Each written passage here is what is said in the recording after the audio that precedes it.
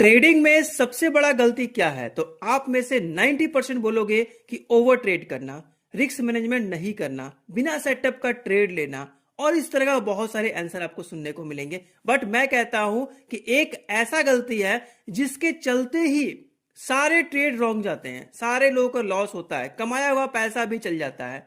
वो मैं आपको बताने वाला हूं।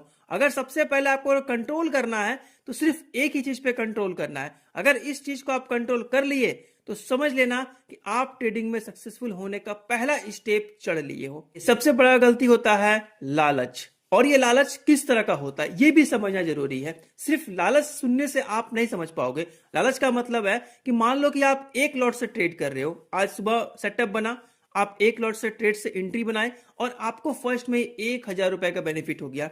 अब आपका दिमाग क्या हो गया? ओवर कॉन्फिडेंस, कि अगर मैं ये 10 मिनट में 1,000 बना लिया हूं तो मैं इसे और डबल कर सकता हूं, मैं 1,000 का 2,000 कर सकता हूं, 2 का 4 कर सकता हूं। इस तरह का माइंडसेट में बहुत सारा आपके विचार आने स्टार्ट हो गए और यही सबसे बड़ा गलती करता है। यही पर लालच आ जाता है और लालच आने के बाद आप सब कुछ भूल जाते हो। आपको ना सेटअप याद होता है, ना ही आपको मनी मैनेजमेंट याद होता है, ना ही आपको रिस्क मैनेजमेंट याद होता है, कुछ भी याद नहीं होता है। बस आपके दिमाग में एक ही चीज होता है कि अभी 1,000 बेनिफिट है, इसको मैं 2,000 कर लूंगा। और यहीं से लोग अपना वो 1,000 भी मार्केट को दे देते हैं और कई लोग तो अपने कैपिटल का 50% भी दे देते हैं। उसके बाद उन्हें समझ में आता है कि यार इससे अच्छा तो मैं 1,000 लेके ही आज मार्केट क्लोज कर दिया होता।